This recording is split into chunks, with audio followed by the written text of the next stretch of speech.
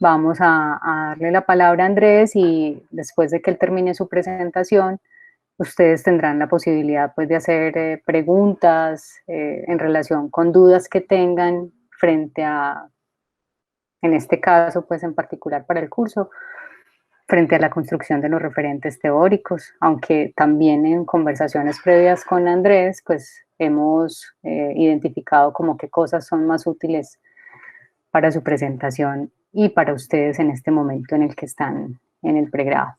Entonces, bueno, no, bienvenido Andrés, qué rico que aceptaste la invitación al curso. Te escuchamos. Bueno, profe, buenos días. Ay, mi gato está en crisis por acá pegándose en mi silla. Buenos días, profe, buenos días, muchachos. Mi nombre es Andrés Felipe Lázaro. Yo soy, como dice la profe, politólogo de la universidad. Eh, Profe, ¿puedo presentar ya, cierto? Sí, Para, claro que sí. para irles compartiendo lo que tengo como para contarles. Me cuentan si se ve, porfa. Sí, ahí ya estamos viendo. Listo. Bueno, entonces les cuento. Efectivamente, yo soy politólogo de la Universidad de Antioquia. Me gradué en el año 2019. Y cuando la profe y las compañeras Jessica y la profesora Lina del Centro de Investigaciones me hicieron la invitación a participar en este espacio, eh, estuve pensando mucho en qué podría ser tal vez lo más provechoso para ustedes, que entiendo que la mayoría son estudiantes del curso de investigación 2 de la profe. ¿Y qué podría ser lo más relevante para ustedes a la hora de asistir como a este pequeño espacio? Les cuento que este nombre que aparece en la diapositiva es como me tocó reformular el nombre de la investigación, porque esta investigación ha pasado por muchos espacios y la idea también es utilizar mi experiencia investigativa para contarles cómo uno va construyendo un proceso de investigación más allá, digamos, de los cursos propiamente de investigación que están pensados en el pregrado de nosotros, que es el de ciencia política.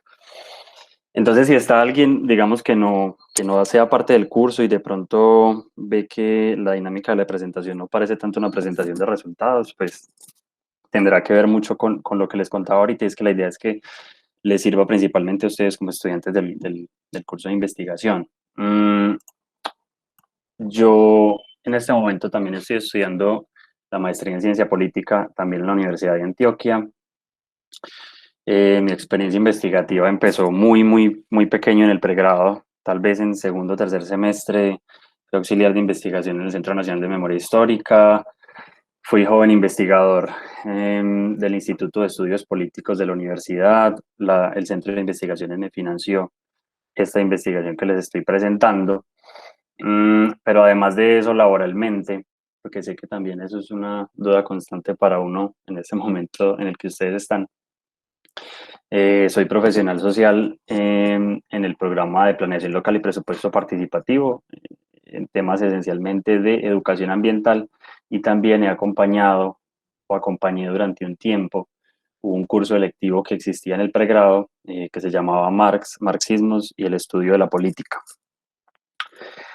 Quiero contarles inicialmente, bueno, una primera salvedad es que si tienen alguna duda muy puntual o quisieran decir algo, o si de pronto tengo algún problema y no me están entendiendo lo que estoy diciendo por alguna cuestión de internet, por favor me interrumpan, pues porque Meet no me permite verlos mientras presento, entonces básicamente estoy viendo una diapositiva y dando por sentado que ustedes están ahí pendientes.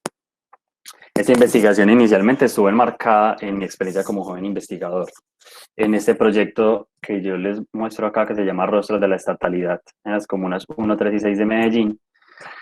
En el grupo Hegemonía, Guerras y Conflictos del Instituto de Estudios Políticos de la Universidad. Y eso fue más o menos entre finales de 2017 hasta finales de 2018. En ese momento el Centro de Investigaciones saca una convocatoria para apoyar trabajos de investigación de estudiantes, y yo también presento el proyecto y termina siendo financiado por el Centro de Investigaciones por un año más. Y es el trabajo con el que yo finalmente me logro graduar en diciembre de 2019. ¿Por qué les pongo esta información acá? Porque quiero que, como invitarlos también a que ustedes se sumen a estas experiencias en las que las distintas entidades de la universidad les permiten adquirir experiencia investigativa. Porque en el ejercicio de la investigación, al menos en ciencias sociales, es muy importante eh, hacer, aprender a hacer investigación investigando. Eso es algo en lo que sobre lo que quisiera pues, reflexionar un poquito más adelante, pero quisiera que lo tengan en cuenta. Muchas veces, ya no parece algo tan común, pero hace algunos años las convocatorias del Centro de Investigaciones solían quedar desiertas porque la gente no se presentaba. Pero es importante que aprovechen estos estímulos para hacer parte, digamos, y recibir un incentivo y un apoyo por parte de estas instituciones a la hora de desarrollar sus intereses investigativos. Y este trabajo, cuando yo me gradué, me hicieron la evaluación, se recomendó, me dieron una distinción especial por el trabajo, fue muy bien recibido y además está a punto de publicarse en la colección Mejores Trabajos de Grado de la facultad, motivo por el cual pues, tuve que hacer el cambio de nombre y ponerlo mucho más cortico, como les mostraba en la primera diapositiva. Fruto, digamos, de ese reconocimiento dentro de la facultad, la facultad nominó, la universidad nominó mi trabajo al concurso nacional Otto de Grey. Yo no sé si muchos saben qué es ese concurso o de qué trata, pero básicamente las 8 universidades más prestigiosas, entre comillas, del país, hacen un concurso anual en el que por categorías, ciencias naturales, ciencias sociales, artes, medicina, creo que ingeniería también, nominan los mejores trabajos de grado del año anterior eh, y entran a concursar. Y distintos jurados, eso tiene un montón de filtros, es un proceso que tarda más o menos un año entre los filtros y las evaluaciones que se hacen. Como me dieron la distinción especial en la facultad, pasé el filtro de la facultad, me nominaron en la universidad, eligieron mi trabajo y lo postularon al concurso y este trabajo se ganó el primer puesto en la categoría Ciencias Sociales del concurso nacional Otto de Grey 2020. Un primer puesto que más allá, digamos, de lo que significa en otros aspectos, pues frente a lo económico o frente a algunos apoyos investigativos que pueden estar detrás de estos premios, eh, también reflejan pues como todo un trabajo de investigación y de, de, de reflexión ahí detrás, que yo también quería como compartirles y con la profe Sandra lo comentábamos, sería bueno compartirles para que ustedes vean que esas pequeños intereses investigativos que tienen, tal vez muy particulares, en torno a un momento que pareciera casi que de un curso nada más, pueden terminar derivando en algo que les guste o que termine siendo bien recibido por la comunidad académica a la cual pertenecemos.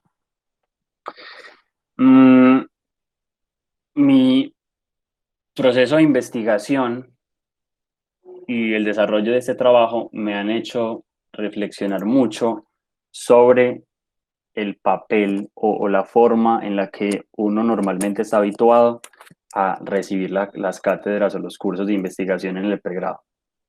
Esencialmente, ¿por qué? Porque estamos muy acostumbrados a pensar que el ejercicio investigativo es muy segmentado. Entonces, que uno en un semestre define un planteamiento del problema, unos objetivos, una pregunta, que en otro semestre hace un estado del arte, un marco teórico y en otro semestre entonces desarrolla unas metodologías y en otro semestre entonces las aplica. Bueno, digamos que esas divisiones administrativas en distintos cursos que nosotros vemos son divisiones sobre todo analíticas, porque cuando yo me enfrenté al poner en práctica una investigación, digamos, realmente hacerla, esas divisiones se difuminan mucho. En realidad, el planteamiento del problema uno lo está reformulando constantemente. En realidad, los objetivos varían en función de lo que va uno encontrando en el desarrollo del trabajo de campo. En realidad, uno debería tener una sensibilidad especial para que los referentes teóricos puedan flexibilizarse en la medida que el trabajo de campo le está diciendo a uno que hay cosas que no le funcionan. Y ahorita les voy a dar un ejemplo a partir de mi experiencia sobre eso. En fin, es importante que ustedes tengan en cuenta que el ejercicio investigativo tiene mucho que ver con poner en práctica esos intereses que uno tiene. Y muchas veces uno siente que está como en un callejón sin salida porque no tiene la teoría perfecta para explicar lo que quiere explicar, pero tal vez no es eso lo que deba estar buscando, ¿cierto? Tal vez es, por ejemplo, la realización del trabajo de campo lo que le genera a uno o le permite a uno alcanzar claridades sobre el trabajo que quiere hacer o sobre lo que está haciendo. Cuando yo empecé este proyecto de investigación, yo nunca había tratado el tema de jóvenes, nunca había tratado el tema de jóvenes en Medellín. Mis temas de interés investigativos siempre habían sido hasta ese momento paramilitarismo en la universidad, o sea, cosas que no tienen nada que ver con lo que terminó pasando. Pero, ¿por qué llego yo a este punto como a definir esto como problema de investigación?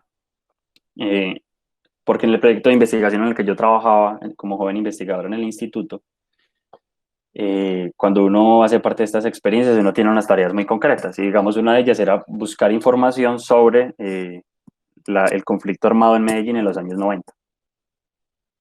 Más o menos lo que hace uno cuando hace un estado del arte, ¿cierto? Entonces, yo en este ejercicio de investigación y de lectura, no solo de teoría, sino también de mucha prensa, empecé a darme cuenta que había una referencia constante a que los jóvenes de Medellín tenían algo que ver con eso que estaba mal en Medellín.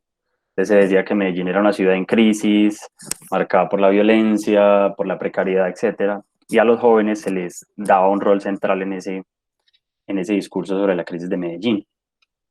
Y a mí me resultaba muy interesante ver cómo las instituciones del Estado, en sus múltiples diagnósticos sobre lo que pasaba en Medellín, y al mismo tiempo las organizaciones no gubernamentales que ejecutaban programas estatales siempre decían y aludían a la idea de que en Medellín había algo, había un problema y que los jóvenes tenían mucho que ver con él. Yo me pongo, lo que utilizo como estrategia para definir el problema de investigación es eso. ¿Qué me está diciendo a mí tanto la teoría que estoy leyendo en ese momento como el campo al que puedo acudir, que es la prensa?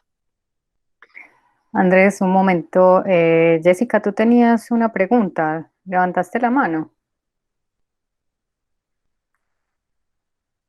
Jessica. Bueno, como que no. Dale, Andrés, discúlpame. Tranquila, profe. Eh, entonces, la estrategia que yo utilizo para identificar el problema, digamos, un problema de investigación no sale de la nada. Muchas veces resulta, o al menos en mi experiencia, lo que me ha servido es saber leer lo que me está diciendo tanto la teoría como el campo que estoy haciendo. Es decir, y ese campo no necesariamente tiene que ser ir a entrevistar personas en un momento delimitado, porque esta es una investigación que empieza con sucesos de hace 25 años o más, sino leer mucho sobre ese fenómeno que me interesa, investigar en prensa, investigar en las fuentes documentales que me permitan a mí entender o al menos tener una idea de lo que allí sucede. Entonces yo me pongo a leer ya en serio sobre la cuestión de los jóvenes en Medellín, a investigar sobre ello y encuentro 4 aspectos problemáticos sobre eso. Primero, que Medellín era la ciudad más violenta del mundo, eso ya se ha dicho mucho y se sabe, pero que en ese porcentaje de asesinatos de esa época en Medellín no se decía mucho que el 78% eran jóvenes hombres, entre 14 y 26 años, que es la edad en la que legalmente se encuentra la población joven, que el desempleo juvenil era el doble frente al desempleo normal, que el narcotráfico y los jóvenes y su papel en el narcotráfico estaba también muy documentado, pero que además se decía que más allá de eso, los jóvenes también venían impulsando procesos de base, movilización social, acciones colectivas, fundando movimientos sociales, participando en protestas, en distintas formas de impugnación a las políticas del Estado. Entonces, yo lo que utilizo como estrategia para identificar esto como un problema de investigación es escuchar muy bien, por decirlo de alguna forma, lo que el campo me está diciendo, nutrirlo, ir a buscar investigaciones, ir a buscar información, ir a buscar qué se ha dicho sobre eso, es decir, hacer un estado del arte eh, y efectivamente darme cuenta que hay una alusión ahí a la cuestión de la juventud como algo problemático. Y como la alusión a la juventud como algo problemático también implica decir, los jóvenes están mal por esto y deberían estar bien si hacemos esto. Hay una especie de diagnósticos impulsados principalmente desde instituciones estatales que lo que buscan es definir cómo definen que los jóvenes son un problema, pero buscan definir cómo deben dejar de serlo. Entonces, los jóvenes son en ese momento un problema para el Estado y esa es una de las formas en las que yo entro y convierto eso en un problema de investigación. Ahora, cómo agarrar eso en términos teóricos y cómo atarlo a mis intereses personales? Yo lo primero que quisiera decirles es que el ejercicio investigativo implica tomar decisiones. ¿En qué sentido? No teman utilizar una teoría, un enfoque, pues, bueno, un macromolde, como sea que lo quieran llamar. No teman utilizar alguno de estos referentes teóricos que les interesan, porque lo importante es que ustedes conozcan los alcances y las limitaciones de ese referente teórico que están eligiendo. ¿Y cómo conoce uno los alcances y las limitaciones de un referente teórico? Leyendo sobre él, es decir, haciendo un buen estado del arte, identificando qué se ha dicho sobre ese referente teórico. Normalmente las investigaciones sobre ese referente teórico, hacia dónde me llevan, a qué conclusiones me pueden llevar, a qué conclusiones no me pueden llevar. Para mí hay algo muy importante eh, y, y sí ha sido muy importante en todo mi ejercicio investigativo, y es qué implicaciones políticas tienen los referentes teóricos que elijo, hacia dónde pueden llevarme esas conclusiones de ese referente teórico en términos políticos y personales, porque ustedes tienen que decidir si lo que quieren hacer o no, deberían, ese es un consejo que yo les doy, utilizar teorías con las que se sientan cómodos, no solamente, digamos, no porque los complazcan y les digan lo que ustedes quieren escuchar, sino porque ustedes les gusta lo que están leyendo y sobre lo que están leyendo, porque si a ustedes no les gusta y se ponen a utilizar referentes teóricos, metodologías o lo que sea, con las que no se sienten cómodos, pues el ejercicio investigativo se va a volver muy pesado y se va a volver muy cansino, y la investigación requiere mucha paciencia eh, y requiere mucha dedicación y puede ser frustrante si uno no trabaja con cosas con las que se sienta cómodas. Todo ejercicio investigativo implica tomar decisiones, implica tener preferencias, lo importante es que ustedes estén bien informados sobre lo que prefirieron, por decirlo de alguna forma. Entonces, frente a eso, en mi experiencia, yo me enfrenté a la idea de qué es lo que yo quiero ver. Quiero hacer una investigación solamente sobre los jóvenes o los jóvenes con relación a qué. Y como les contaba ahorita, el principal foco, la principal fuente de información sobre lo que pasaba en Medellín y sobre la juventud como fenómeno problemático era el Estado. Y el Estado ha estado, marca la redundancia, constantemente dentro de mis intereses investigativos. Pero el Estado tiene múltiples formas de abordarse. Eh, hay unas teorías muy claras y muy tradicionales sobre qué es el Estado, de dónde viene y qué función tiene. Yo creo, si no estoy mal, todos ya vieron teoría del Estado, pero en teoría del Estado uno normalmente lo principal que le dicen es que ha habido dos teorías tradicionales para entender el funcionamiento del Estado. Una teoría dice esencialmente que el Estado es una cosa, es una máquina casi que un cascarón vacío, un barco en el que yo puedo meter un montón de gente y lo va a dirigir hacia un lado o hacia otro. Y otra teoría muy grande que tiende a identificar al Estado como un sujeto con racionalidad propia, intereses propios, deseos propios, que hace algo en representación de otros.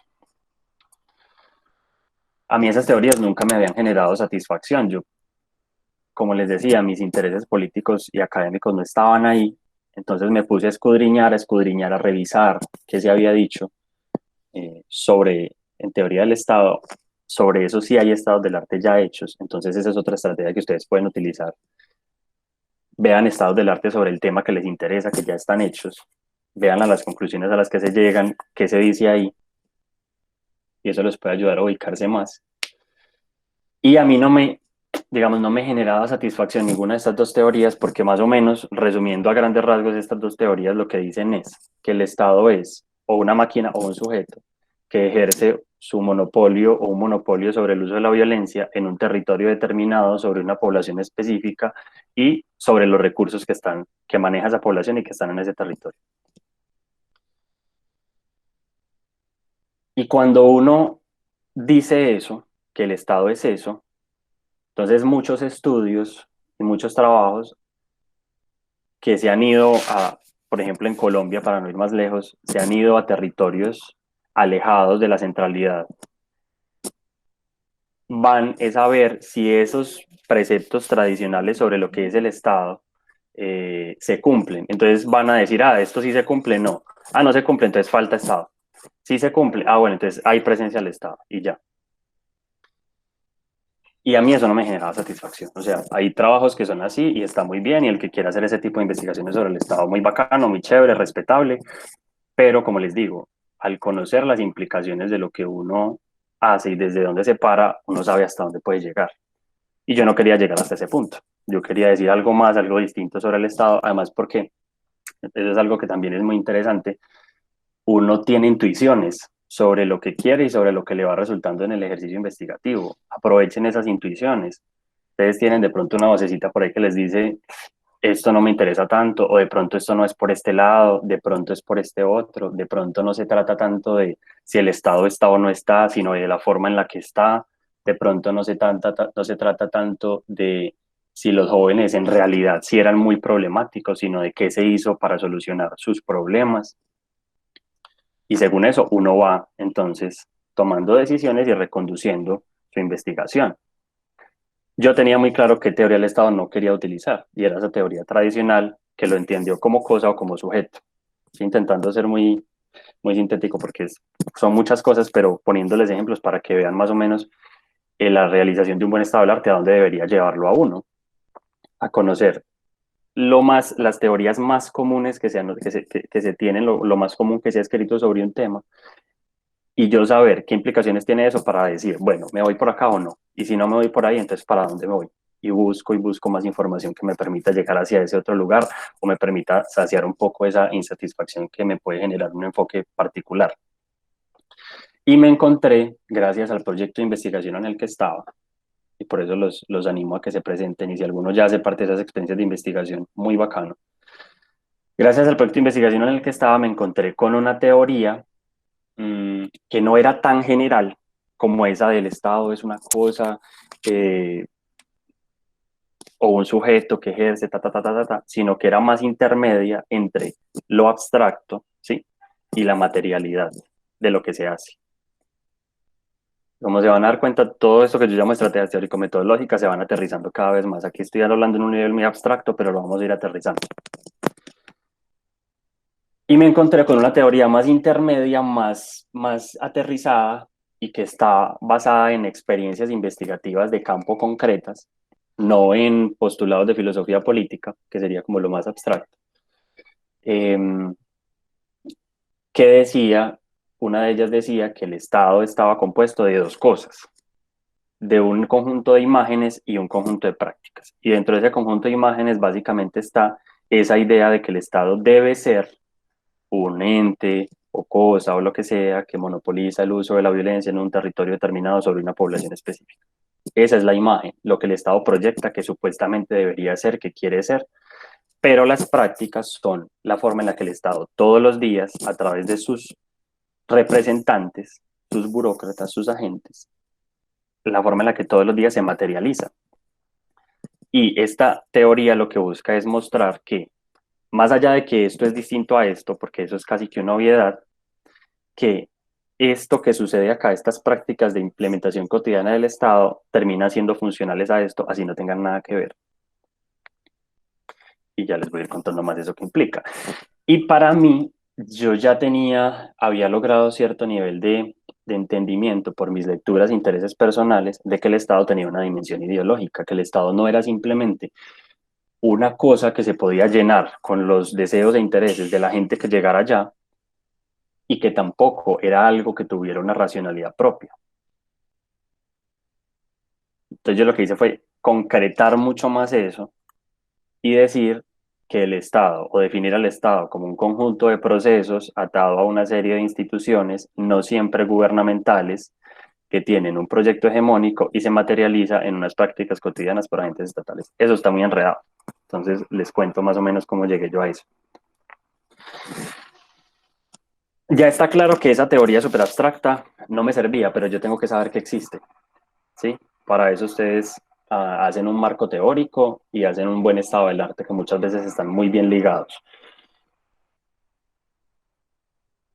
Yo tengo que saber que eso existe, pero para saber si me interesa o no. Listo, no me interesa, encuentro una teoría intermedia, listo, me interesa, pero ¿cómo utilizo esa teoría intermedia para identificar práctica y materialmente en campo, en un ejercicio de investigación y de un pregrado? ¿Cómo hago para identificar eso? Que el Estado tiene esas dos dimensiones, etcétera, etcétera.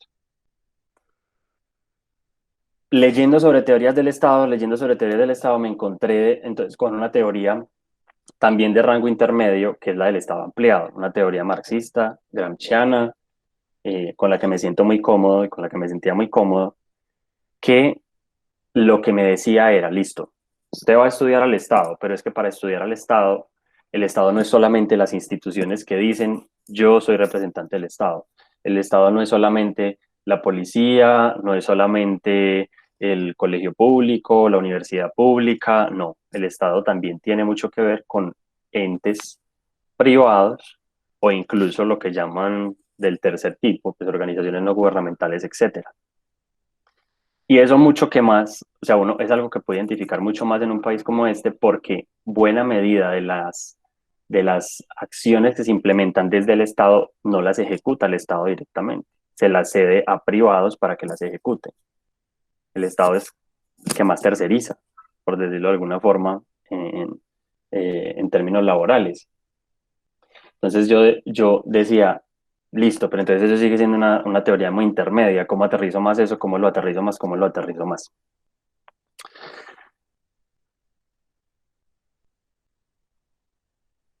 Ya tenía claro que entonces para entender o para estudiar el Estado en mi investigación, en lo que yo quería hacer, no iba a tener en cuenta solamente instituciones estatales. Listo. Ya tenía claro que el Estado tiene una dimensión ideológica, que es lo que yo llamo acá un proyecto hegemónico, es decir, tiene un interés que es de clase, pero que también tiene otras perspectivas. Yo había llegado a eso a partir de la lectura y de lo que les decía ahorita, tomar decisiones. Hacia dónde quiero que vaya mi investigación, qué me interesa y al mismo tiempo qué me va resultando del campo. Y en el campo que yo estaba haciendo, en el otro proyecto de investigación en el que estaba enmarcado mi investigación particular, nos dimos cuenta que la gente que implementa las políticas del Estado, la gente, los contratistas que ejecutan las políticas del Estado eran muy importantes porque eran el rostro, digamos, principal del Estado a la hora de la gente enfrentarse a esa gran idea que parece tan abstracta. Cuando la gente pensaba entonces, digamos, recordando ese campo que hacíamos allá, cuando la gente pensaba en el Estado, pensaba en el profesor del colegio, pensaba en el policía que se encontraba en la cuadra, pero también pensaba en el contratista de X secretaría que estaba ejecutando un programa número Y, un programa Y de la administración pública. Entonces nos dimos cuenta que ese primer sujeto que se enfrentaba, que hacía la intermediación entre ese abstracto que era el Estado y la población organizada o no organizada, la población de la ciudad, era muy importante. Entonces yo dije, claro, ahí está mi clave. ¿Cómo aterrizo o cómo reviso eso que se ve tan grande y tan abstracto en algo mucho más concreto? Utilizando las experiencias cotidianas de esas personas que implementan los proyectos del Estado, que implementan los programas y los planes y las políticas públicas del Estado.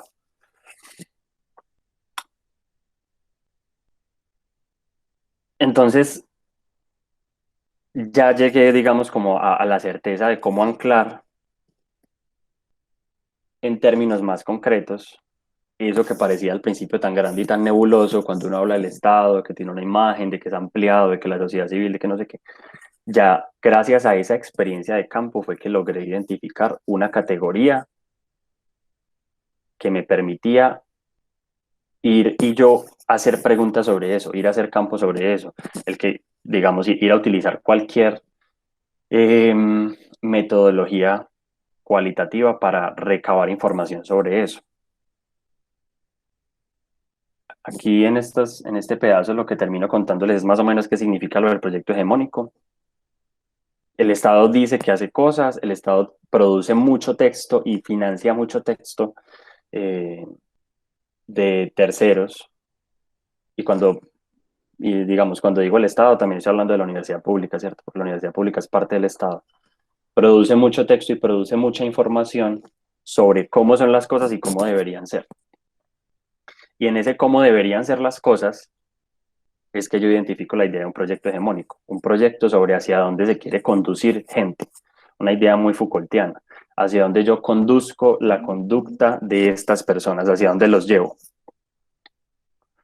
Y el Estado venía diciéndome, como les contaba hace rato, hace mucho tiempo que en Medellín había una crisis, que en Medellín hubo una crisis, que en Medellín estaba en crisis, que el conflicto armado, que la violencia, que esto, que lo otro, que lo otro, que lo otro, que lo otro. Eso hay que cuestionarlo, digamos.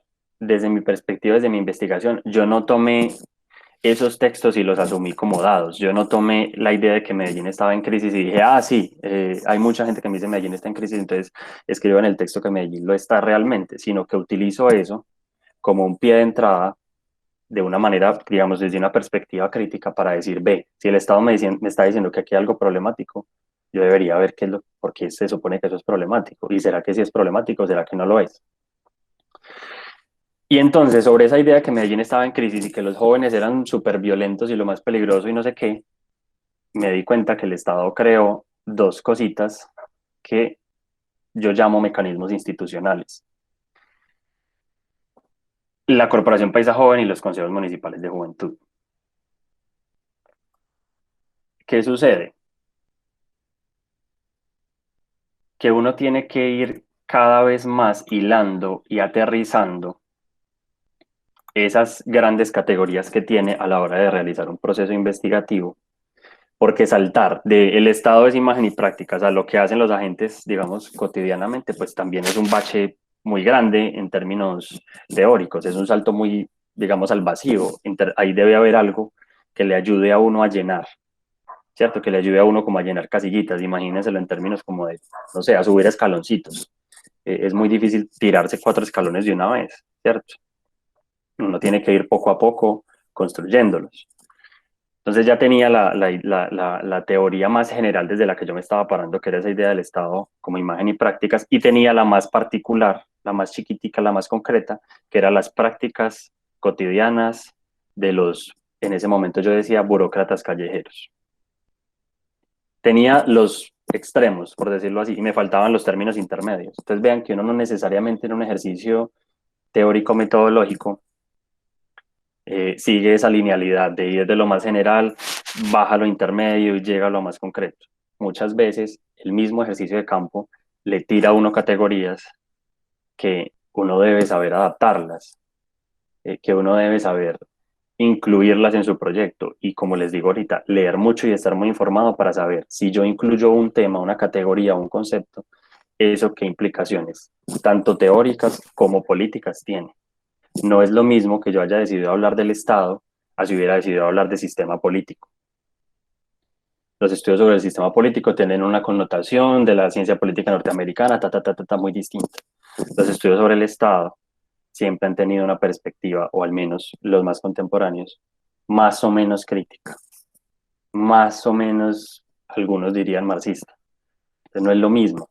Y si ustedes conocen esas implicaciones, entonces van a tomar decisiones que van a ser más provechosas para sus proyectos. Entonces, ¿cómo bajaba yo esa idea de imagen, estado y prácticas, de estado, imagen y prácticas, cómo la aterrizaba más? Y dije, bueno, el Estado dice que hace cosas y dice que su función es una y dice que esto es bueno. Eso es el proyecto hegemónico, listo, baje otra patica. pero cómo yo veo que ese proyecto hegemónico se concrete, qué me dice a mí o en dónde se concreta ese proyecto hegemónico. Ya tengo lo de los agentes estatales, los burócratas callejeros que llamaban en ese momento, perdón, pero ¿dónde trabajan esos burócratas callejeros? Ah, normalmente implementando programas, normalmente en organizaciones no gubernamentales. Ah, bueno, ahí yo tenía dos opciones, por ejemplo, podría haber centrado mi investigación en el escaloncito que sigue y es donde trabaja esta gente y es analizar el funcionamiento de una corporación TTT, pero a mí no me interesaba tanto eso, no me interesaba el funcionamiento de una ONG. Yo lo que quería era ver cómo esta gente se enlazaba con lo que hacía acá el Estado. Y dije, ah, pues el Estado dice que hace cosas, pero en realidad, además de decirlo, las hace a partir de políticas públicas, de planes, de programas, de proyectos, de todas esas intencionalidades que están en un plan de desarrollo, etcétera.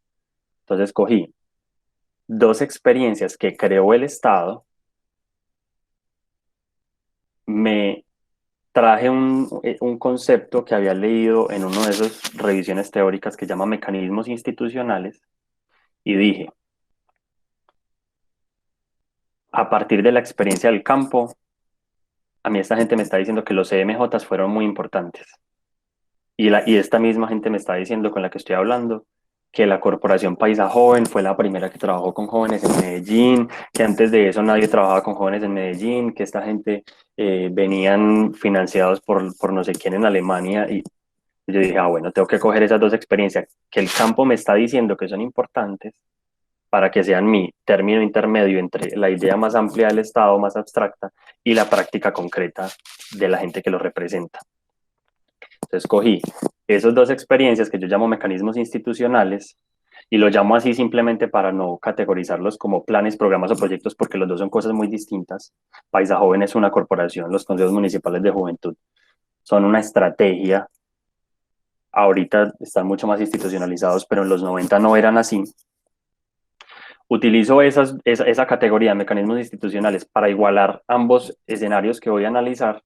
Eh, y digo, listo, entonces voy a pillar lo que hicieron los burócratas que trabajaban alrededor de esos dos mecanismos. Y así fue como terminé aterrizando eso que parecía tan abstracto y tan volado, conectándolo con la intuición que yo tenía y era que las prácticas de esa gente que se relaciona con él, de esa gente que representa el Estado, eran muy importantes. Y si ustedes se pillaron lo que yo decía en mi relato, ahí está mezclado mi interés académico, mi interés político, mis lecturas sobre el tema, mi estado del arte, lo que me decía la gente en el campo, digamos, en el ejercicio de las investigaciones, en el ejercicio de los grupos focales que hicimos. Entonces uno tiene que estar pendiente de todo eso. No se agobien, ¿cierto? Ustedes están, creo que todavía estamos solamente con estudiantes del curso de la profe. Eh, no se agobien porque es verdad que ustedes están viendo simplemente o están por términos de tiempo, de espacio y de lo que sea, delimitando específicamente en lo teórico metodológico, pero déjense llevar también por sus intuiciones, arriesguense, infórmense muy bien sobre hacia dónde quieren llevar su investigación, sobre qué se ha dicho, cómo se ha dicho, quién lo ha dicho y eso para qué tipo de conclusiones normalmente lleva. eh, y tomen decisiones según eso. No se agobien tampoco y voy a hablarles también desde mi experiencia en este momento, con que lo que están haciendo ahorita vaya a ser el mismo marco teórico metodológico con el que se van a graduar.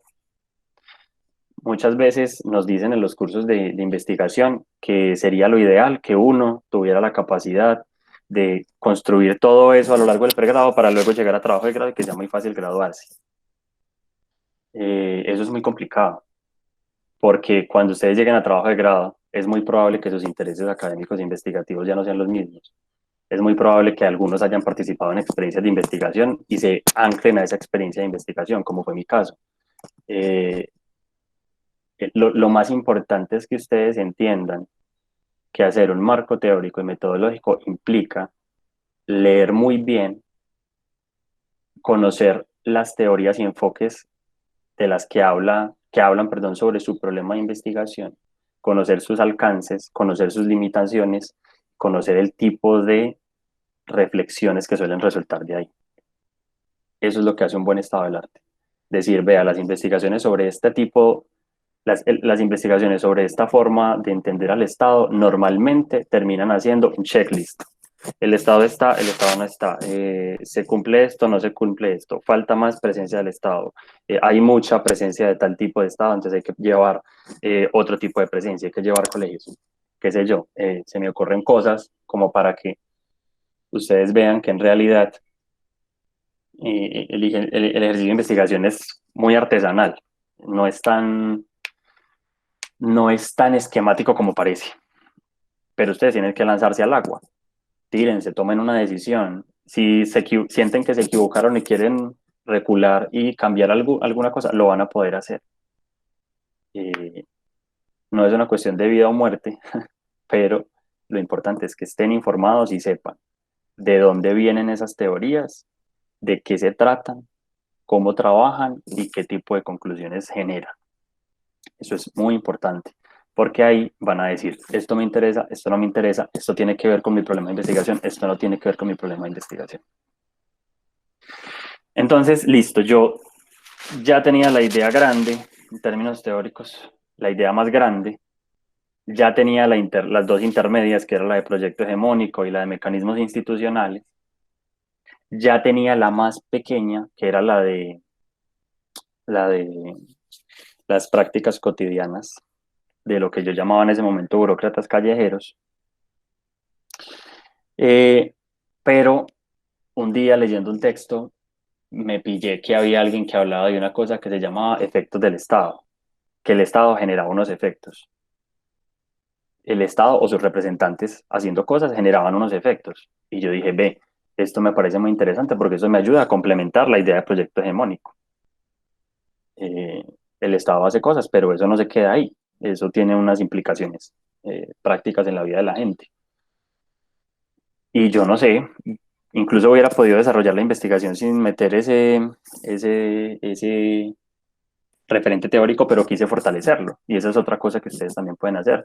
Digamos, yo terminé metiendo esta idea de efectos de Estado ya cuando yo ya incluso estaba terminando trabajo de campo, ¿sí? Eh, no fue tan lineal como le dicen a uno constantemente que parece ser la investigación, en realidad no es así. Y esa idea de efectos de Estado, ese concepto, lo que me permitía era darle más fuerza a la idea que yo tenía de que el Estado implementa un proyecto hegemónico, en el que dice que hay cosas buenas, que hay cosas malas, que se desea esto, que no se desea aquello. Y listo, entonces yo estaba escribiendo, tenía súper claro mi construcción teórica metodológica, que se las voy a mostrar acá, que básicamente es este esquemita. Entonces yo parto de la idea del Estado ampliado, que tiene un proyecto hegemónico, en el que son importantes las instituciones que digamos, que lo materializan, pero no solo las instituciones estatales y las prácticas, digamos, cotidianas de quienes materializan esos programas del Estado, que dentro de ese proyecto hegemónico, en el caso específico que yo analizo, que es el de Medellín, el Estado decía, vea, es que Medellín es una ciudad muy pobre, entonces vamos a intervenirla para pasar de la pobreza, perdón, a la planeación urbana.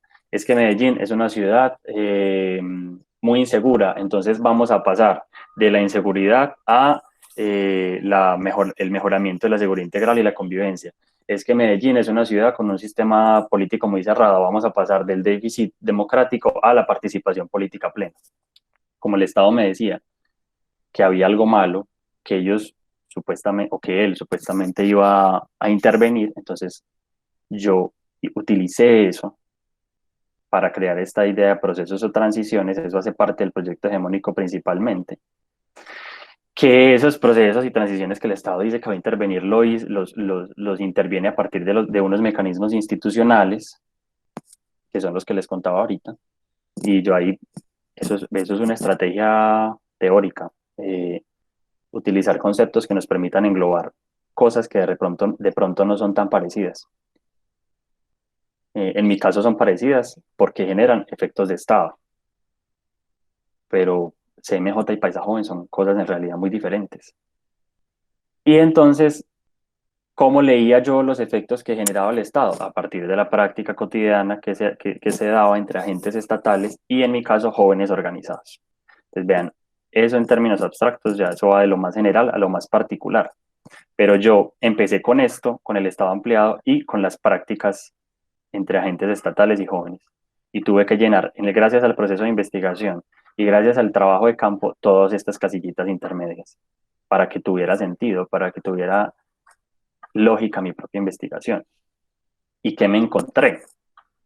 Que yo iba a campo y les preguntaba a los investigadores por lo que hacían, por cómo lo hacían, cuáles eran sus prácticas, cuáles eran las intencionalidades políticas que había detrás de eso, etcétera, etcétera.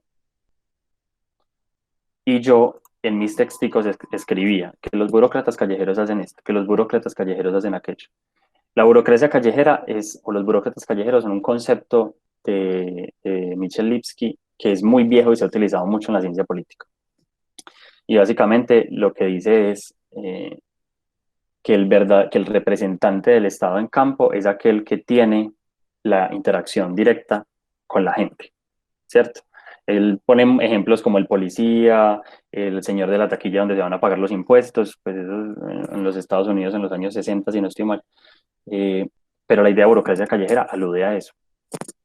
Y yo estaba muy contento escribiendo de burocracia callejera y de repente me di cuenta, gracias al acompañamiento de mi asesor en la investigación de Manuel, que tenía un lapsus, que yo estaba hablando de burócratas callejeros, pero en realidad la gente a la que estaba investigando, con los que me estaba entrevistando, ninguno era burócrata, porque ninguno era miembro directo del Estado, ninguno recibía un pago de nómina del Estado, ninguno hacía parte íntegramente del aparato del Estado. Todos eran contratistas, perdón, trabajadores de organizaciones no gubernamentales, trabajadores de corporaciones, jóvenes que en algún momento habían sido jóvenes disputando espacios políticos y que después habían empezado a implementar proyectos del Estado en distintas organizaciones no gubernamentales. Y yo ya cuando estaba escribiendo el manuscrito del trabajo final, la monografía, me di cuenta que estaba hablando de algo que no tenía sentido en mi trabajo. Entonces vean que como yo no, por desconocimiento y por no haberme pensado juiciosamente las categorías que estaba utilizando en ese momento, estaba hablando de algo que no tenía nada que ver con lo que estaba investigando. Y como les digo, uno se puede equivocar, echar para atrás y decir, listo, burócratas callejeros no me sirve. ¿Qué hago? ¿Qué categoría me sirve? ¿Qué categoría me sirve? ¿Qué categoría me sirve? Y yo no encontraba una categoría que me sirviera. El profesor Manuel me dijo, atrévase, invéntese algo usted, ¿eh? Invéntese algo y lo justifica. No le tenga miedo a eso tampoco. No todo lo que uno debe decir debe ir citado, pero sí tiene que tener en cuenta que lo que está diciendo debe estar muy bien respaldado, debe tener mucho que ver con lo que está viendo en el trabajo de campo y debe estar muy bien relacionado con su trabajo de investigación. No los estoy incitando a que se inventen cosas, pero sí a que dejen también, le den espacio a su creatividad. Así tienen ideas nuevas o que crean que son nuevas para abordar un tema, pues utilícenlas. Y si en el camino se dan cuenta que no les sirve o que no son tan nuevas, pues no importa, se reformulan y ya. Y yo me inventé esta categoría de agentes estatales para hablar de aquellas personas que implementan proyectos del Estado que generan en su accionar efectos del Estado, pero que no necesariamente son miembros del Estado, porque en las investigaciones sobre el Estado, eso es muy importante que ustedes, digamos, en este caso ya hablando más particularmente de ese tema, es muy importante saberlo, no es lo mismo que quien implementa una investigación sea un burócrata a que lo sea un contratista, no es lo mismo. Porque en mi proceso de investigación, ¿eso para qué me sirvió? Para darme cuenta que esta gente, que se llamaba agente estatal, muchas veces ignoraba los lineamientos generales de las políticas o de las estrategias desde el Estado para ayudar a los pelados, porque se sentía más cercano a un joven de estos organizado, no solo en términos emotivos, sino de pertenencia de barrio, de pertenencia de clase, etcétera, etcétera. Se sentía más cercano a uno de estas personas con las que trabajaba que a la institución Estado, porque muchas veces estos manes, estos agentes estatales, literalmente ignoraban lo que la política, el programa o el proyecto decían para darle prelación a lo que la gente necesitaba. Y hacían maromas para inventarse cosas para que lo que los pelados necesitaban se diera, para enseñarles a los pelados a gestionar plata de recursos de cooperación internacional para que sus procesos barriales sobrevivieran, por ejemplo. Entonces, todo esto que he querido irles contando es para que ustedes vean primero, o el principal motivo es que vean uno cómo va aterrizando en términos de categorías ese interés muy general sobre el estudio sobre el Estado y la cuestión de los jóvenes en Medellín, lo va volviendo algo más concreto, más palpable, más desmenuzadito. Y después tiene la capacidad de utilizar herramientas o instrumentos para sacar información de allí. Entonces, como les decía ahorita, ¿cómo desarrollé yo esa investigación? Esencialmente entrevistas, entrevistas, entrevistas, entrevistas, entrevistas para entender qué era lo que esta gente que había participado en esos espacios, en los CMJs y en Corporación Paisa Joven, habían hecho, para que ellos me explicaran no solo qué habían hecho, sino qué implicaciones políticas tenían y por qué hacían eso y por qué trabajaban con jóvenes y por qué con este tipo de jóvenes y no por qué con este otro tipo de jóvenes no. En ese sentido, para mí, lo que dicen y hacen estos agentes estatales es muy importante, es súper importante. Entonces, yo nunca pensé que iba a llegar a un punto tan práctico y tan concreto de investigación como ese, pero el mismo campo me lo estaba diciendo, porque un día en una entrevista con una señora para el proyecto grande de investigación, una señora que se llama Mariluz Ramírez, ella me dijo, es que nosotros habíamos sido jóvenes 3 o 4 años antes de que estos programas llegaran en el 95 y nos dimos cuenta que ahí había recursos y que ahí podíamos priorizar proyectos comunitarios. Entonces, muchos de los que fuimos jóvenes organizados, que protestábamos, que muchos incluso tiraron piedra en la universidad, etcétera, terminaron trabajando con el Estado para implementar unas medidas concretas, que desde el Estado eso se veía como implementar lo que yo llamo un proyecto hegemónico, pero que desde el quehacer de cada agente estatal era, parce, hay que sacar plata para los proyectos de los jóvenes, hay que apoyarlos, hay que buscar la manera en que ellos salgan de ese círculo de, no de la violencia, porque eso es demasiado abstracto, sino de ese círculo de revictimización entre ellos muchas veces. Y la mejor forma de hacerlo es metiéndonos al Estado, trabajando desde el Estado, porque si no, me decían ellos a mí, si no trabajábamos desde el Estado, entonces venía cualquier otro que no sabía del tema, no sabía de lo que nosotros necesitábamos, pasaba por encima de nosotros, se ejecutaba un proyecto y se iba. Entonces, vean que en realidad es, es un ejercicio muy artesanal, que es un ejercicio que implica mucha sensibilidad para lo que van viendo en campo. Muchas veces campo no es solamente eh, hacer una entrevista o hacer una encuesta o lo que ustedes quieran hacer.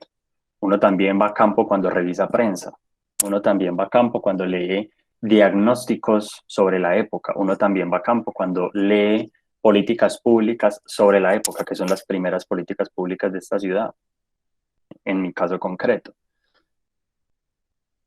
Pero sean muy sensibles a lo que allí aparece, déjense influir por eso, pero siempre estando muy bien informados para que sepan para dónde van, de dónde vienen, qué están haciendo y cómo lo que están haciendo va a ir hacia un tipo de conclusiones muy concretas.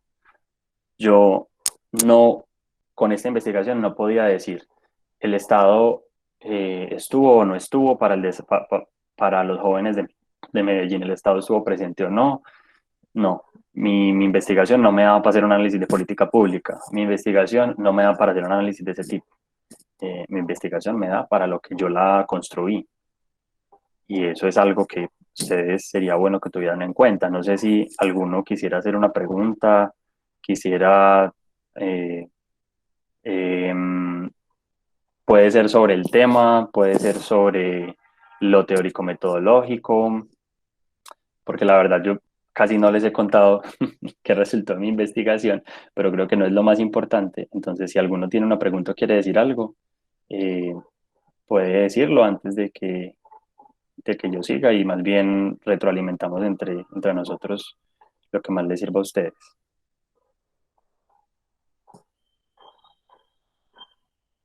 O se durmieron todos. No, no, no, acá estamos, acá estamos. Bueno, ¿quién se anima a ver? ¿Qué preguntas tienen para hacerle a Andrés con la presentación que nos ha hecho hasta ahora? Pues que muchísimas gracias, Andrés, porque de verdad qué nivel de detalle, muy importante la forma en que lo has venido haciendo. No sé si hay alguien que tenga alguna pregunta frente a lo que ha venido exponiendo Andrés hasta el momento. O sobre el tema, o si Yo, ninguno le pues, yo le interesa. tengo una pregunta. Dale, Es, Charlie. bueno, pues normalmente uno cuando realiza una investigación tiene ciertas limitaciones. Por ejemplo, en el caso de la formulación de un proyecto de grado, tiene la limitación bueno, de elaboración del semestre y eso. Y pues ya hablando acá de que el proceso, pues obviamente tiene que ser flexible, de que uno pues en el trabajo de campo va encontrando cosas que casi que lo obligan a modificar, bueno, ya sea objetivos, metodología, marco teórico. Pues la primera pregunta sería cómo no se pierde el rumbo de lo que originalmente uno planteaba y lo segundo es cómo afrontar ese dilema entre, bueno, los datos me están dando esto y yo podría hacer algo grande con esto si modifico esto, pero es que también tengo encima el semestre. Sí, eso es muy duro, Charlie. Gracias por tu pregunta. Es muy duro porque, por eso les decía, a veces a uno le dicen que con eso va a llegar hasta trabajo de grado, eh, y es complicado porque además estos semestres para ustedes yo entiendo que son muy, muy pesados, me imagino que la virtualidad también está siendo difícil, el no poder acceder a cierta información que está en la universidad o, por ejemplo, todo lo que tiene que ver con prensa, pero digamos sobre lo que decías al principio de cómo no perder el rumbo, yo la estrategia que utilicé era tener muy claros mis supuestos, tanto teóricos como políticos. Por ejemplo, aquí ponía, vamos a ver si estoy presentando esta diapositiva, es que me fui para la, para la, para el Meet. Por ejemplo, un supuesto que yo tenía muy claro, que lo decía ahorita, para mí el Estado no es esa cosa que nos han dicho que tiene tres paticas, que es administración, población y territorio. Para mí no era eso. Entonces, si yo voy a campo y me resulta algo que tenga que ver con ese tema, entonces yo lo cuestiono. Lo cuestiono porque ustedes también tienen que confiar en lo que conocen, en lo que saben, en lo que han leído y tenerse confianza a la hora de postular y decir cosas, no les dé miedo. Eh, yo sentía que tenía la certeza de que para mí el Estado no era eso. Entonces, si me surgía algo en campo que podría distorsionarme ese supuesto, no la teoría, no la metodología, no el referente teórico ni siquiera, sino un supuesto, eh, no me iba a desestabilizar el trabajo. Entonces, tengan unos supuestos teóricos, sobre todo teóricos, no tanto metodológicos, unos supuestos teóricos clave y básicos sobre sus respectivos temas que les permitan mantener un horizonte claro y manténganse muy bien informados sobre esos supuestos. Siempre la clave está en mantenerse muy bien informados sobre eso. Que si alguien les dice, pero es que a usted le hace falta esta cosa, usted diga, parce, yo ya lo sabía porque es que yo no quiero hacer ese tipo de proyecto de investigación. Si a mí alguien en el proyecto de investigación o ahorita me dice, pero es que usted está comparando una corporación con, qué sé yo, una política pública. Y yo, sí. Pero es que eso no se puede hacer. ¿Por qué? Porque son dos cosas distintas. Sí, pero yo las nivelé en términos teóricos con el término de mecanismos institucionales. Y yo no quiero hacer un análisis de política pública, ni un análisis organizativo de una corporación. No estoy haciendo ninguna de las dos cosas. Entonces, esas son formas de blindarse tanto desde sus intereses como desde lo que les resulta en campo.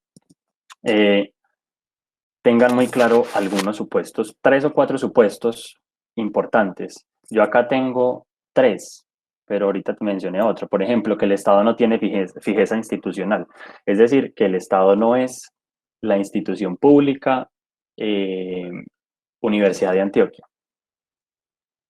Que yo no voy a hacer un análisis institucionalista ni neoinstitucionalista, que a mí eso no me interesa.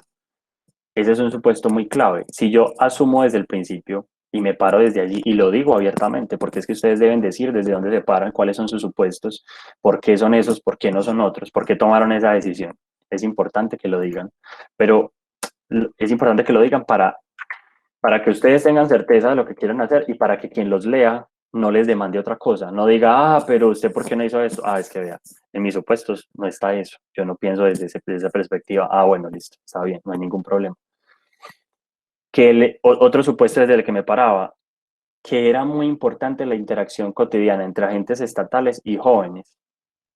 Entonces, si yo me encuentro en campo con alguien que me diga, no, es que en esa corporación lo que hicimos fue arreglarle la vida a todos estos pelados, estos eran pelados violentos, que no tenían más nada, porque me encontré gente así en campo, que no hacían más nada, que mantenían todo el tiempo libre, si alguien me dice eso, entonces yo voy a mi supuesto, ¿y cómo se relacionaba usted con ellos? ¿Y dónde se relacionaban? ¿Y de qué hablaban? ¿Y qué salía de allí? ¿Y los jóvenes qué le decían? ¿Y cómo trabajaban? Y me termina diciendo, eventualmente, que ese discurso grande de los jóvenes son malos y son problemáticos y no sé qué, en realidad pues es un estigma que tiene esa persona en su cabeza, pero que en realidad con los jóvenes trabajaba de una forma muy distinta, hasta el punto de que al final de esa entrevista me termina diciendo como que pero ahí salieron cosas chéveres, pero los pelados participaron mucho, pero a mí me parecía muy bacano que los pelados tenían una base organizativa barrial muy grande y eso era algo que no se decía en ese momento en Medellín. Entonces, una de las claves que yo utilicé fue esa, tener unos supuestos muy concretos, muy claritos, tener muy buena información sobre ellos, informarse mucho y frente a lo que tiene que ver con los avatares del semestre, ser también un poco pragmáticos. ¿En qué sentido? Mi trabajo de investigación 2, mi matriz categorial y todo eso, no fue sobre este tema porque yo en ese momento no estaba trabajando esto, fue sobre memoria histórica. Y también era una cosa muy grande, muy dispendiosa, muy enorme, pero yo tuve que tomar una decisión y decir, bueno, es un trabajo para un curso de pregrado, lo importante es que yo aprenda cómo se operacionalizan categorías, no que en este curso de pregrado aprenda todas las teorías que hay sobre la memoria histórica. Tomo decisiones. Me voy a parar desde este enfoque de la memoria histórica, que la entiende de tal forma, que se operacionaliza en sujetos de la memoria, lugares de la memoria, de la memoria, y que se lea particularmente a partir de este tipo de preguntas, en este tipo de contextos, se puede hacer campo acá, se puede hacer campo allá. Sean pragmáticos. Piensen que lo que están haciendo para un curso es muy importante, pero no va a ser el único marco teórico que ustedes van a hacer en su vida. Lo importante es que ustedes aprendan eso, a materializar, a operacionalizar, perdón, esas categorías, a descender de esa escala tan abstracta en la que a veces nos mantenemos, a utilizar lo que están leyendo constantemente para reformular muchas categorías, aventurarse a decir, no hay una categoría que me quiera decir esto, pero yo, cogiendo un pedacito de cada lado de esta cosa, me invento este concepto y lo pruebo a ver si me sirve para algo, si no me sirve para algo. Pero hay que ser pragmáticos porque si no nos perdemos. Yo pasé por ese momento, yo tuve que enfrentarme a una matriz categorial muy grande, demasiado grande, y 3, 4 días antes de entregar el trabajo final, decir no, pues yo no tengo que saberlo todo sobre las teorías de la memoria y las distintas enfoques y cosas que hay ahí desde donde se puede abordar. Tomo decisiones, me sirve esta por esto, me sirve esta por esto, me sirve esta por esto, me sirve esta por esto, y la voy a leer así, y ya. Y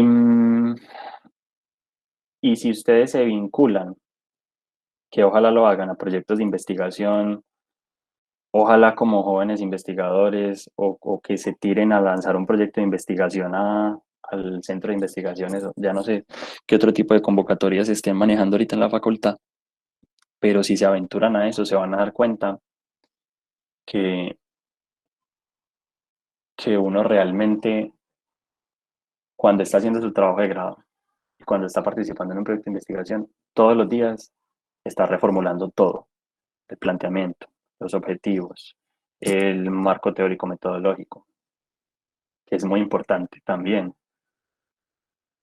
Es muy importante que la metodología que ustedes quieren les permita leer eso que dijeron que iban a leer.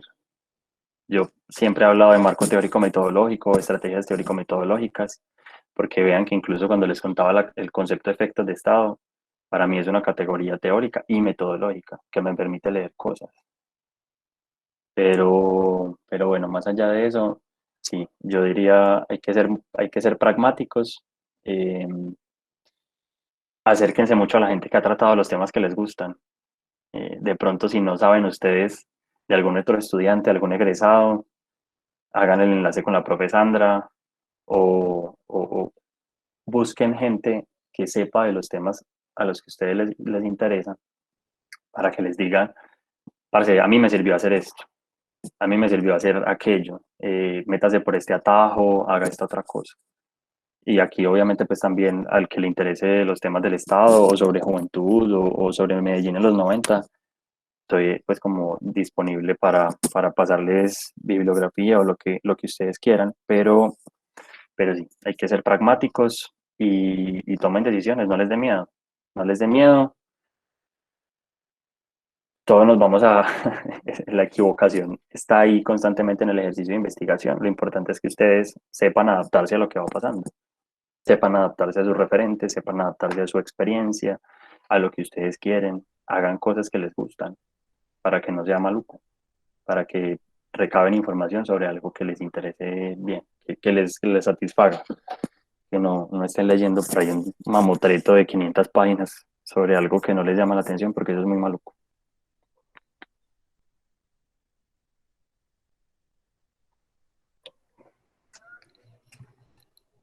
Andrés, ¿tú nos vas a compartir brevemente resultados o no? Sí, voy a decirles rapidito. No, Por lo menos para poder saber a qué conclusiones llegó sí, tu investigación. Eso es voy importante. a narrarlo. Yo creo que voy a dejar esta diapositiva más bien, porque es que si me pongo a poner las otras diapositivas acá nos quedamos. Pero bueno, eh, mi análisis fue, primera experiencia que yo analizo es Paisa Joven. Ahí básicamente lo que me doy cuenta es que Paisa Joven fue una corporación que se fundó en Medellín con recursos de cooperación internacional, que decía que lo que quería hacer era solucionar los problemas de desempleo, informalidad laboral, falta de educación y problemas de violencia en los jóvenes, pero que no hizo nada frente a eso y que lo que realmente hizo fue enseñarles a los jóvenes a leer al Estado. Ese es otro término importante para mí, enseñarles a leer al Estado. Uno de los efectos, yo les decía que el Estado generaba efectos, uno se llama legibilidad. Legibilidad es que el Estado necesita generar información que le permita hablar de la misma forma y reconocer a otros. ¿Cómo se logra esto o cómo se hace esto frente a los jóvenes de Medellín? Los jóvenes, sus formas de organización eran barriales, de protesta, de los tropeles de la U, de las marchas, y el Estado no reconocía eso. El Estado ignoraba sus demandas, eh, ignoraba sus reclamos. Entonces, ¿qué hizo el Estado por medio de Paisa Joven? Decirles, necesito que me enseñe a estos pelados a organizarse, necesito que les enseñe cosas, ¿cómo se dice esto? Me fue la palabra, que les enseñe criterios organizativos para que ellos aprendan a presentar proyectos de intervención social y ahí nos entendemos. Entonces les enseñaron a crear corporaciones, a tener discusiones concretas y delimitadas, les enseñaron a todo eso que ahorita nos parece tan claro cuando uno hace un conversatorio en el que una persona tiene 2 minutos para hablar, si se pasa lo cortan, tiene que poner ideas principales en tarjeticas, ese tipo de cosas las enseñó Paisa Joven para que los pelados, y además les enseñó a montar proyectos y a gestionar plata de cooperación internacional y de proyectos de inversión del Estado, para que la relación entre el Estado y los jóvenes solamente se diera por ese canal. Eso yo lo llamo proyectismo. y es decirles, aprendan a hacer, usted quiere gestionar, interlocutar conmigo, listo, aprenda a hacer proyectos, ya sabe hacer proyectos, listo, preséntese una convocatoria, se presentó, se la ganó, tome su plata, ejecute lo que usted quiera, y ya. Y eso tiene unas implicaciones porque descarga responsabilidades de satisfacción de derechos y de necesidades básicas, y dice, no, pero yo no tengo que hacer eso porque es que usted ya tiene la plata para ejecutar los proyectos. Entonces hágalo usted. Eso es muy importante en términos políticos.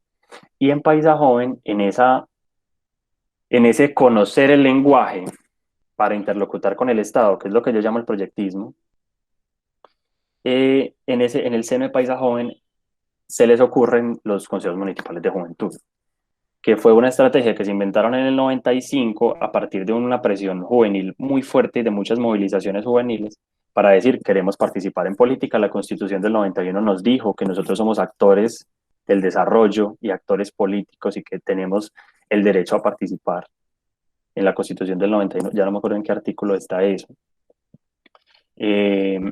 Además, la Constitución dice que usted tiene que tener una ley de juventud, entonces necesito que me cree un espacio para yo como joven participar.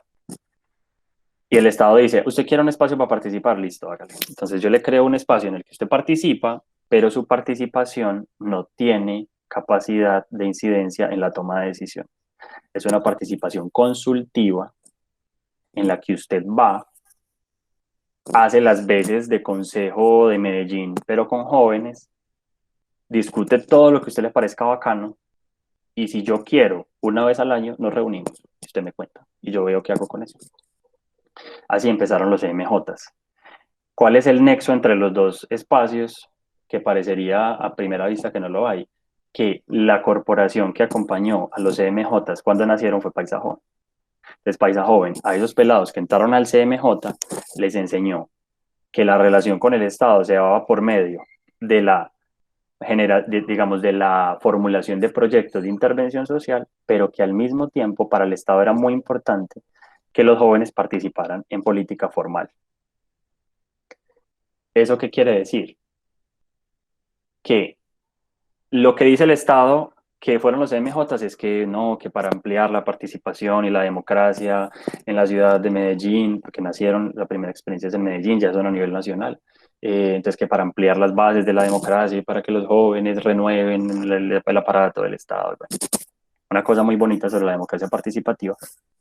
Esa es la imagen, si se acuerdan de las categorías que les hablaba ahora, esa es la imagen que proyecta el Estado.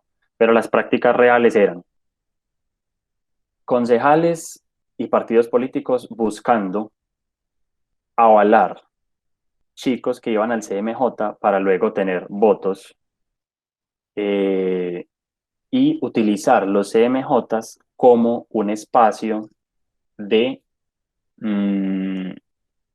casi que de escuelita para la política tradicional. Entonces les puedo contar nombres y nombres y nombres de personas que pasaron por los MJs y ahorita son concejales, secretarios, subsecretarios, se lanzaron a la alcaldía. Sí, al menos esos. Un concejal que tal vez conozcan algunos se llama Jaime Cuartas, que tiene 30 años diciendo que es el concejal de la juventud. Él salió de un CMJ. El primer subsecretario de Juventud de la ciudad salió de un CMJ. Creo que el secretario de Participación de este momento salió del CMJ. Bueno, innumerables ejemplos.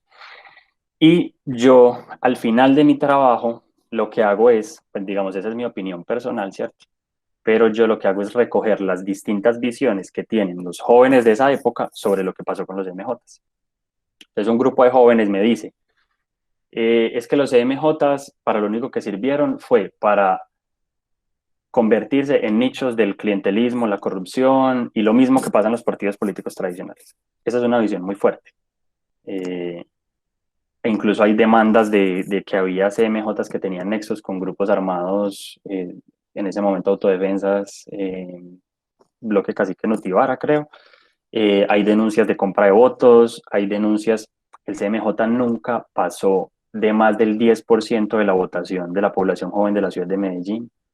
Entonces esta gente que dice que los CMJs fueron casi que nichos de corrupción y de clientelismo, lo que dice básicamente es los espacios instituidos del Estado para participar no deben ser utilizados. No deben ser utilizados para los jóvenes porque lo único que hacen es cooptarnos, imbuirnos en esas prácticas políticas clientelares y de esa forma mantener girando la rueda de la política partidista tradicional, aun cuando se supone que la Constitución del 91 llegó para romper eso. Esta visión dice no. La otra visión es una visión muy bonita, que también defiende mucha gente, es que los CMJs no sirvieron para mucho, pero que eran espacios en los que había que meterse, porque eran pelados que estaban en organizaciones barriales y ya tenían mucho tiempo reflexionando y diciendo, parce, si nosotros no nos metemos a implementar o a hacer cosas con el Estado, alguien más las va a hacer y no van a ser funcionales a nuestros intereses. Entonces ellos hacen algo así como hacerla de ellos haciendo la nuestra. Hacerla de ellos es participar en los espacios instituidos del Estado para hacer la nuestra, pues dicen los jóvenes, que es poder canalizar recursos y poder canalizar experiencia organizativa y participativa que fortalezca sus procesos barriales. ¿Sí? Es una visión que básicamente lo que dice es, el Estado es un espacio de disputa, es un campo de lucha, y uno tiene que entrar a disputar esos escenarios, porque si no los tiene uno, los tiene alguien más. Y nos conviene más tenerlos nosotros, me decían ellos. Y con eso defienden, por ejemplo, la creación de la primera política pública de juventud de Colombia que se dio en Medellín, la creación, alguien me ponía un ejemplo que les cuento así como muy bacano porque me gustó mucho, un profesor de la facultad me decía, Lázaro, es que en los 80 y en los 70, si uno era peludo, metalero, rockero, punqueto, lo que sea, lo cascaban. Los tombos lo cascaban a uno en la calle por ser peludo. Pero llegan los 2000 y gracias a todos esos espacios que coopta la juventud en la institucionalidad o que toma la juventud en la institucionalidad, se crea altavoz. Y él dice, y es muy distinto pasar de un espacio en el que te cascan por ser peludo a un espacio en el que la administración pública con recursos públicos le paga a bandas locales para que toquen y uno pueda estar ahí tranquilo. Ese ejemplo me lo pusieron, me pareció bonito y siempre lo cuento cuando hablo de este tema. Y finalmente, otra visión que también logré reconstruir en ese trabajo de grado es la de la gente que dijo, yo con el Estado no me meto para nada. No me interesa y es básicamente una visión que está muy anclada en el anarquismo, pero que lo que dice es el Estado es el principal actor del conflicto armado nacional. Nosotros vivimos en barrios populares principalmente afectados por el conflicto armado nacional y urbano de Medellín. Qué pena. Entonces no podemos transar, negociar ni interactuar con el que nos está victimizando. No podemos transar, interactuar ni negociar con el que me pide la libreta militar cuando yo me voy a montar al metro y me amenaza con llevarme para el monte si no se la doy. Entonces, como no puedo hacer eso, prefiero gestionar recursos de cooperación internacional directamente con otros estados no tan antidemocráticos y yo no le camino a esto. Y yo le apuesto a la autogestión, al antiguerrerismo, a la objeción por conciencia, al servicio militar obligatorio. Y en últimas, como esa es la última visión que yo recojo, pero la última, o sea, la conclusión más grande, digamos, al final del trabajo, versa sobre cómo en ese proceso de gestión del Estado sobre la población joven o de intento de gestión, hay dos cosas importantes. La primera, el Estado cambió su forma y se modificó durante todo este tiempo y se adaptó a las dinámicas juveniles de la misma forma que las dinámicas juveniles aprendieron a negociar con el Estado, a disputarlo, pero siempre teniendo claro que, o los que quisieron disputarlo tenían claro que el espacio era eso, el Estado era eso, un espacio disputable, un espacio que no era lejano a los conflictos políticos, que era el centro de la conflictividad política. Y dos, que los jóvenes que en todos los relatos sobre los años 90 aparecen como sujetos muy problemáticos, muy violentos, pues siempre se les planteó como sujetos pasivos, que a los que la violencia les cayó encima, a los que el narcotráfico les cayó encima, a los que Pablo Escobar les cayó encima y se los llevó a todos por delante. Pero la verdad es que los jóvenes son sujetos con capacidad de acción política una capacidad de acción política muy rica y muy grande, que tienen una experiencia organizativa brutal en esta ciudad, que es la primera del país en la que se enfrenta a todas estas cuestiones sobre la juventud, y que muchos de ellos lograron mejorar o al menos conseguir espacios en la institucionalidad gracias a esa lucha política que plantearon. Esas son como las dos conclusiones más grandes a las que llega el trabajo, y pues que esos mecanismos, esa imagen en la que nos decían que el CMJ es para democratizar la política y que Paisa Joven era para solucionar los problemas de los jóvenes, pues en realidad no tenían nada que ver, eso nunca pasó, porque eso que aparece en la imagen pues es muy conflictivo, eso no tiene nada que ver o no necesariamente tiene que ver con lo que se hace. Y en ese que se hace tenían mucho que ver los agentes estatales. Es que los agentes estatales alrededor del CMJ venían todos de Paisa Joven, se habían sido jóvenes organizados. Entonces lo que hicieron fue también aprovechar toda esa experiencia y decir, parce, tenemos que meternos por estos espacios, tenemos que explotar estos espacios del Estado para utilizarlos en función de nuestros intereses. Esas son como las conclusiones más grandes de mi trabajo. No, Andrés, súper bien. Muy importante esta presentación que nos haces hoy aquí. Gracias a las personas que han estado todo este rato conectadas. De verdad que ha sido una charla bien, bien enriquecedora.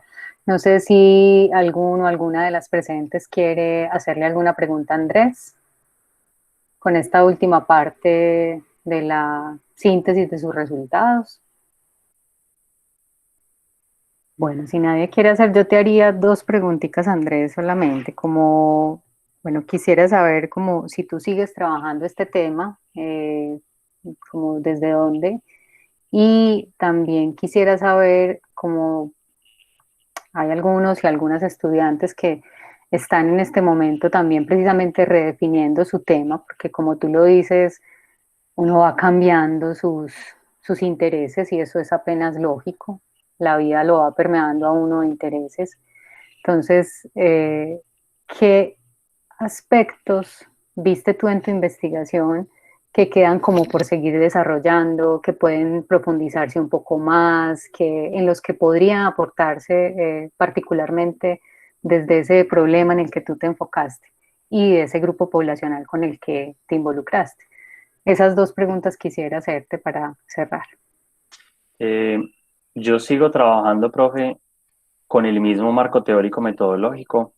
Yo cuando llegué a esa certeza decidí que la iba a utilizar durante un buen tiempo, porque lograr construir algo así a mí me llevó 1 año y medio, 2 años de trabajo, y ha sido bien recibido académicamente, entonces algo de valor debe tener y por eso he decidido continuarla como en el desarrollo de mi maestría.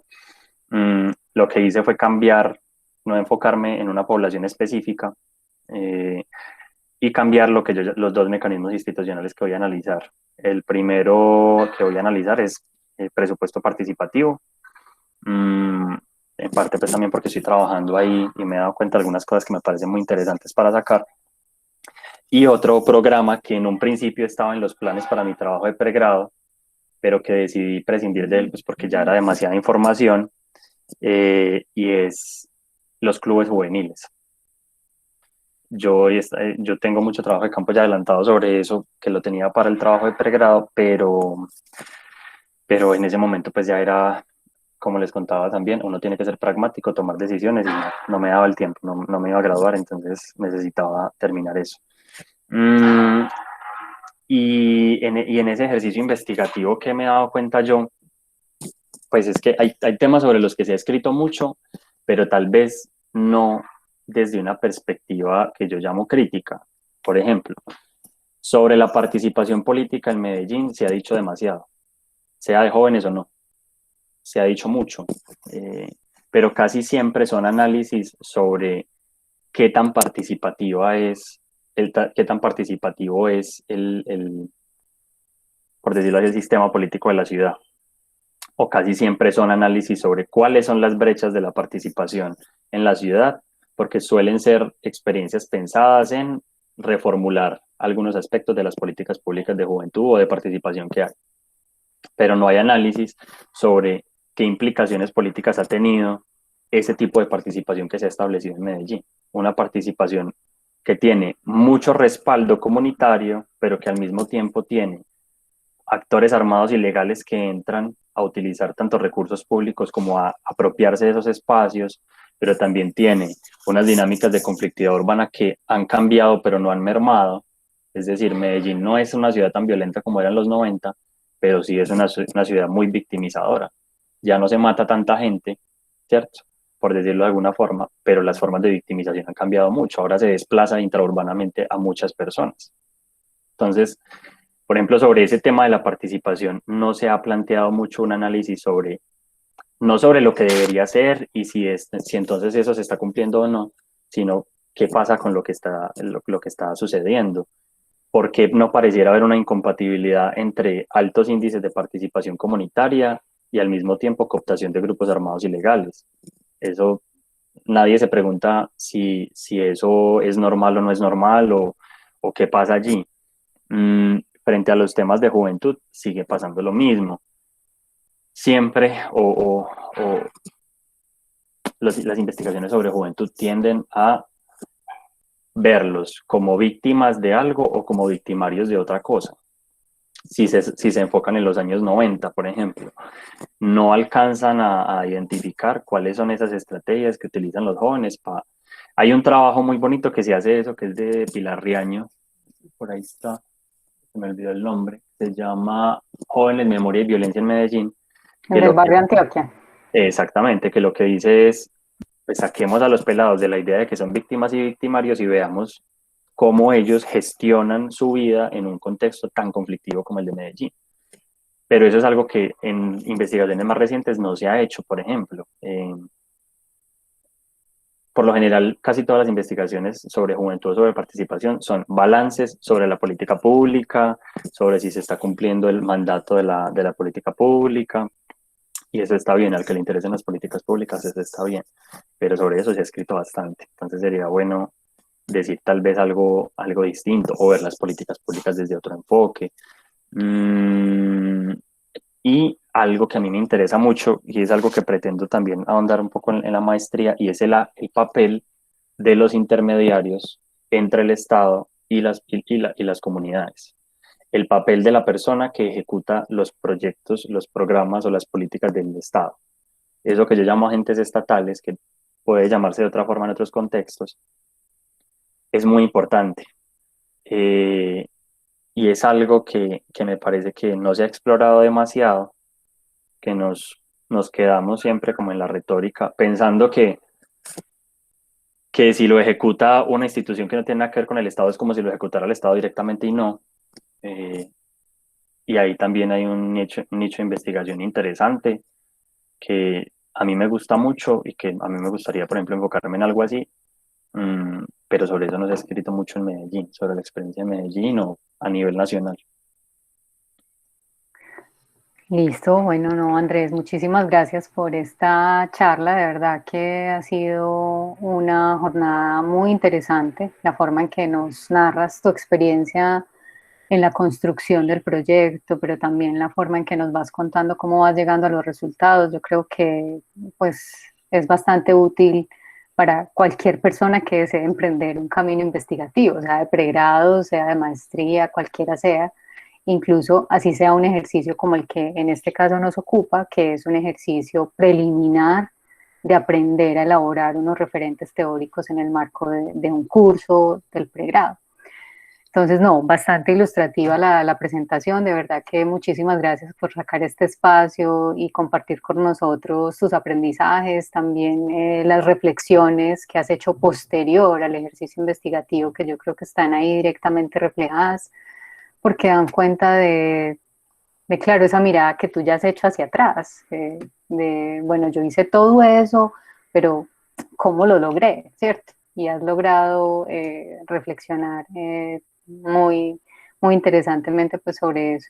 Entonces, no, muchísimas gracias y gracias a todos y todas que estuvieron aquí presentes en esta conversación, al Centro de Investigaciones que también pues te aportó en la realización de esa investigación. Ah, bueno, por aquí nos está acompañando Ana María. Dale, Ana María, si quieres aquí a propósito decirnos algo. Sí, profe, buenos días. Primero, pues Andrés, agradecerte haber aceptado la invitación para presentar los resultados de tu investigación. Antes me presento, mi nombre es Ana María Londoño y yo soy profesora asistente del Centro de Investigaciones. También, profe Sandra, muchas gracias como por darle, pues por abrir el espacio de su clase para tener ese momento de conversación. Y nada, pues no quiero quedarme mucho, solamente decirle a las estudiantes, los estudiantes, a propósito de una pregunta algo que en medio de tu exposición que te estoy acompañando pues todo el rato, Andrés, embelesada, entonces preguntabas un poco de qué va el Centro de Investigaciones, entonces simplemente decirles rápidamente, compañeros, que en el Centro de Investigaciones tenemos una convocatoria permanente para recepcionar sus propuestas de investigación, lo que quiere decir que en cualquier momento, cuando ustedes crean que tengan pues el proyecto, el anteproyecto, lo pueden presentar ante el Centro de Investigaciones y en el comité técnico se le nombrarían unos profesores evaluadores, con lo cual ya se empezaría todo el proceso para la inscripción formal del proyecto. Insisto, lo pueden hacer en cualquier momento, el único requisito es tener un profesor asesor, ¿cierto? Entonces, nada, invitarlos a que aprovechen estos espacios porque como ahorita decía Andrés, en el centro nos hemos esforzado mucho por poder motivar a los estudiantes, a la comunidad académica a presentar este tipo de investigaciones porque por mucho tiempo estas convocatorias quedaban desiertas. Quedaron desiertas por mucho tiempo, ahora se decidió no hacerlas según un cronograma, sino dejarlas permanentes y estamos analizando eso qué buenos resultados nos puede traer. Entonces, también si tienen alguna pregunta con relación al tema de la administración de la investigación en la facultad, pues con mucho gusto en este momento ya las podría atender, o si no, al correo electrónico del centro que estamos muy pendientes de todas sus inquietudes.